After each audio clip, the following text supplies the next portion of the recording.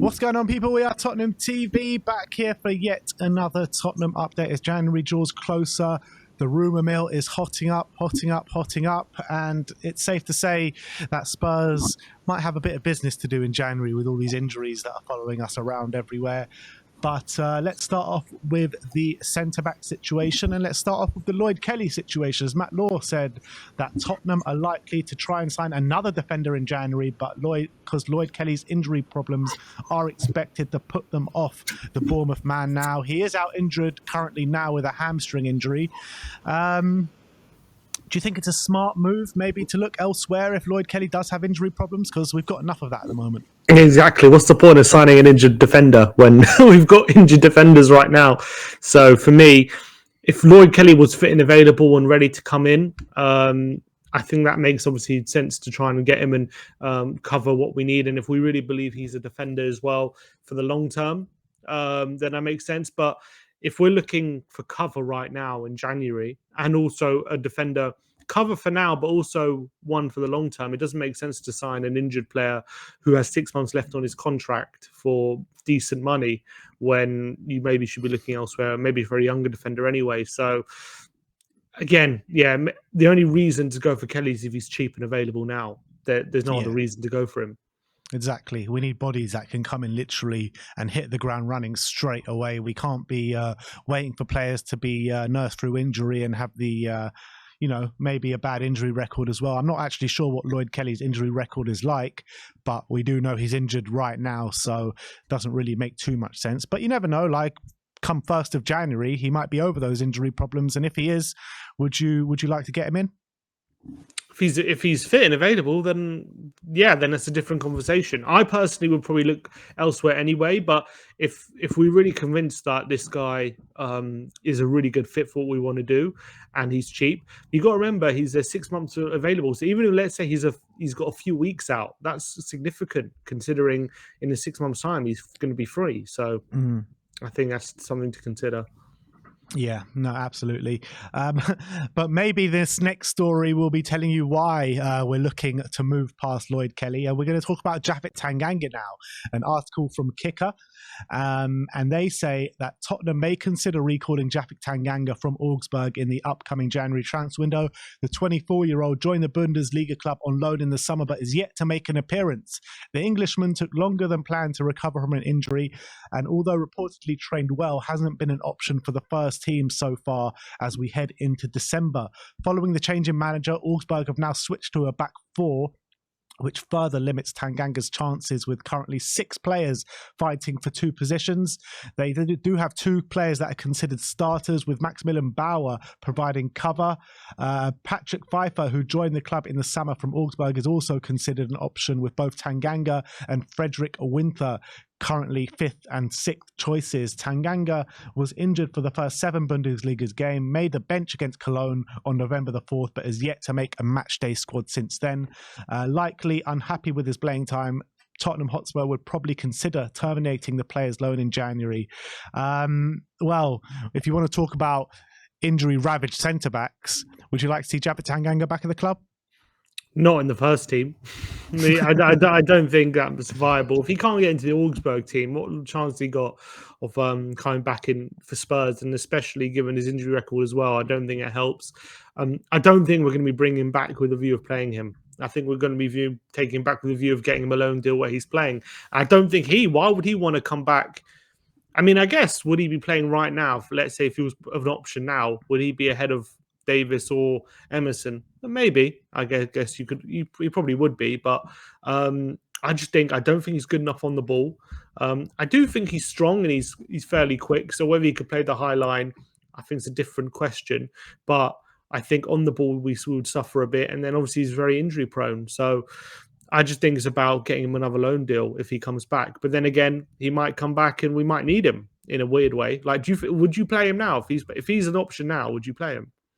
I probably would, to be honest. I probably would. I mean, at least he's an actual natural centre-back as opposed to like a full-back playing at centre-back. So it's a bad option to have. It's like, which is the worst of the less of two evils, to be honest, playing Japhet or Emerson at centre-back or even Ben Davis. But I think I probably would just about side with Tanganga. I prefer him probably at centre back than Eric Dyer, to be honest. Yeah, I agree with that. So, I mean, look, it's a difficult one. I think if he was to come back in January, he would be our second choice. I think Mickey van der Ven is supposedly going to be back in January, so maybe he can provide cover when, maybe because in January we don't have that many games. We've got a couple of cup games if we do get past the third round, and 2 Premier League games. So if we can get Mickey van der Ven back for the second part of January, is there worse things than having Tanganga as our backup option? Are there worse things? I mean, there are definitely worse things. I mean, having Eric Dyer is probably worse, but exactly. So it's better than what we have. Yeah, I guess, but I still would rather just load him out again and sign someone else.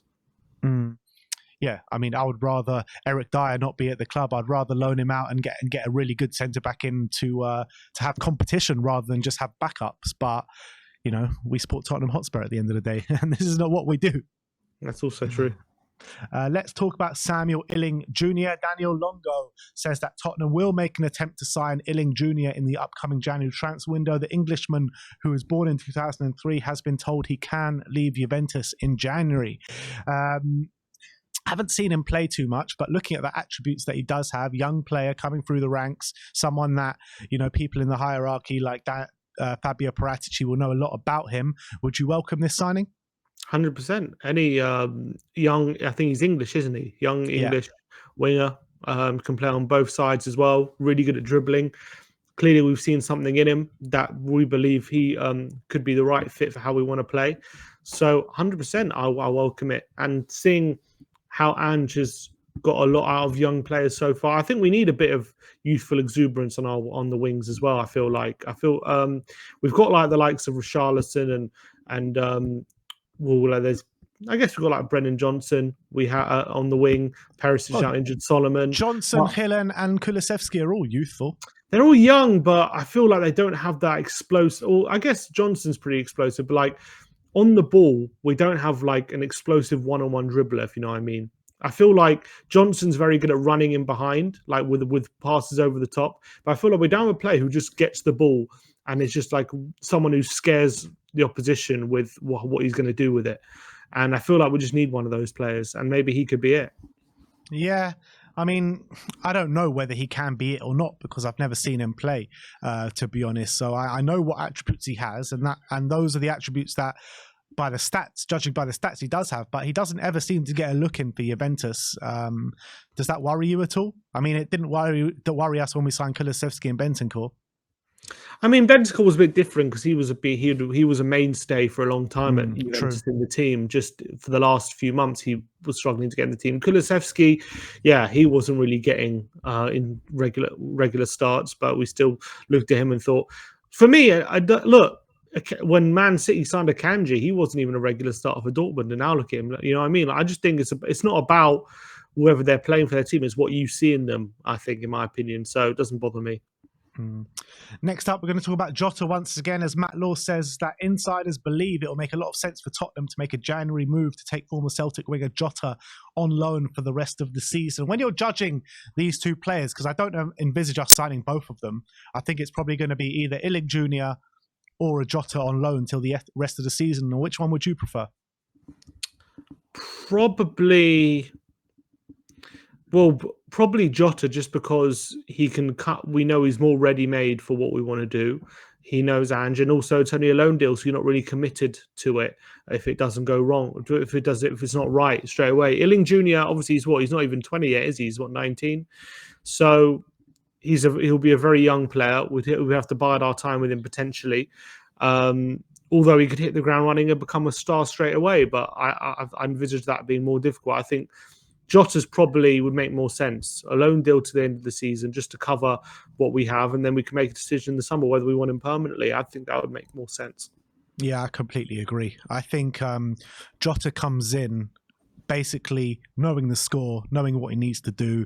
Illing Jr., you never know like how a 19-year-old is going to come in and settle. Is he is he going to fit the system straight away? At least with Jota, we know with the attributes that he does have, he's going to fit the system because he played that system last year for Celtic and to quite a high level.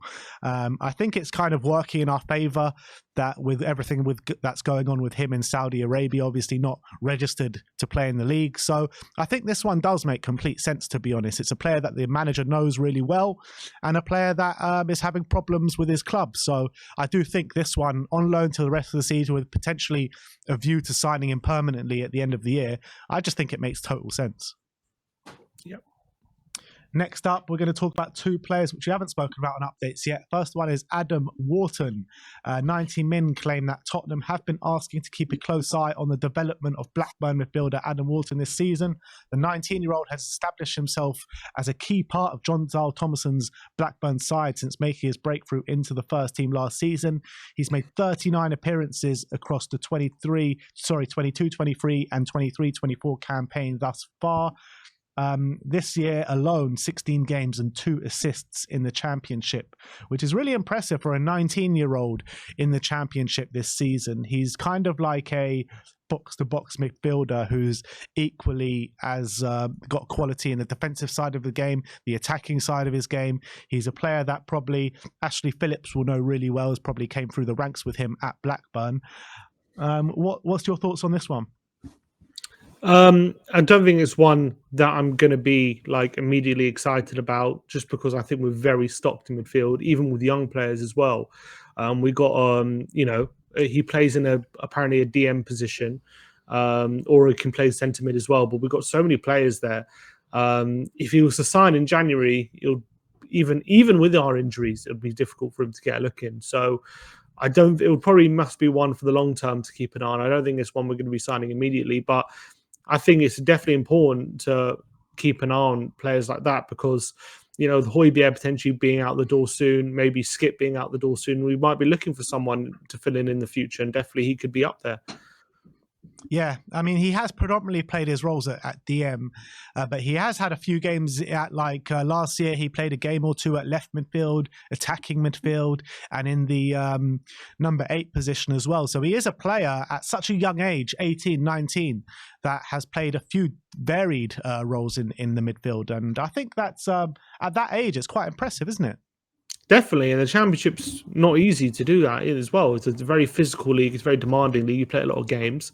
So to do that at such a young age is very impressive. So 100% sign him if you keep an eye on him. But you have to be aware, if you sign him now, he's got players ahead of him it's going to be very difficult for him to get game time. It could be a case of signing him and loaning him back to Blackburn for the year. Yeah, I'm definitely in favour of that as well. I think that would be, beneficial to both clubs. Blackburn get the money through and get him for another year and see it, help him develop. And as he's developing so well at that club, why not give him to them for a year while we've stocked in those options? And then he comes back to Tottenham as a 20, 21-year-old and then maybe try and fight for his place at Tottenham. I think it would be a really good move to do that. But let's move and finish off on a player called Bilal El Khanous. Correa dello Sport saying that Tottenham have initiated manoeuvres to sign Bilal El Khanous from Genk. The Belgian club signed the 19-year-old from Anderlecht for their academy in 2019, and he spent 3 years before being promoted to the first team in 2022. Since the start of last season, the midfielder has played 67 matches, managing 4 goals and 7 assists, out of which 3 goals and 2 assists are from this season. Back in February, the teenager signed a contract until 2027. Genk's latest discovery could be a valued piece of silverware for them, and the minimum starting fee for the player is 18 million euros. It's quite an interesting player. He's a player that plays as midfielder, usually as an advanced playmaker, but can also be deployed as an 8 due to his exceptional tactical knowledge. Any thoughts on Bilal? Can't say I've ever seen him play, but at 19 to be playing that many games is very definitely something that I think will perk the ears of our scouting network. And we know with Lo Celso's long-term future of Spurs definitely in question. Well, I know he's playing well at the moment, but does that mean he's going to be here next season? Definitely up in the air. We're definitely going to be looking for a backup for Maddison and someone as well who might be prepared to sit on the bench a bit and try and win his place off someone like Maddison. So could someone like him fit the bill? Why not? 19 years of age. I mean, with him, with Wharton, with potential other players that we're looking to get, are you worried that maybe we're signing a bit too many young players for the first team? Need a bit more experience there? We've got experience. I'm not worried about it. I think trusting in young players is a good thing, and it's only going to benefit the future. Obviously, you can't have a team of 18-year-olds, but I think I look at our team, and I think we've got a lot of experience there, and so I'm happy about looking at the next generation. To be honest. Mm. I mean, when I'm looking at his FB rep, I mean, in terms of expected assisted goals, he's in the 84th percentile, shot creating actions in the 88th percentile, with 5 shot creating actions per 90, which is mad. Passes attempted in the 95th percentile, progressive passes, 97th percentile, and then you got tackles in the 74th percentile. So, I mean, very strong, isn't it? And especially like for what Ange wants. Yeah, for a 19-year-old, 100%. Very, very impressive. And definitely someone who seems can fit in that midfield, maybe even in the number 8 position next to Maddison as well, potentially, as the article said. He's a player who is quite tactically aware. So, I mean, as you know, to nearing on 100 games, professional games at 19, that's very, very interesting to look at, because I think once you hit like 100 games or so, that's when you still start really like knowing that you've learned how to play the role, I think. Yeah, agreed. But that is your Tottenham update for today. Leave your best comment below on the website, and we'll be picking the best one on an episode, which we should be probably making that next week by now, seeing as we've been speaking about it for so long. So next week, we'll be bringing you an episode reacting to the best comments on the website. So leave yours below, and we'll be picking the best one. But thank you, everyone, for joining us today. Like, subscribe, and comment. And as always, come on, you Spurs.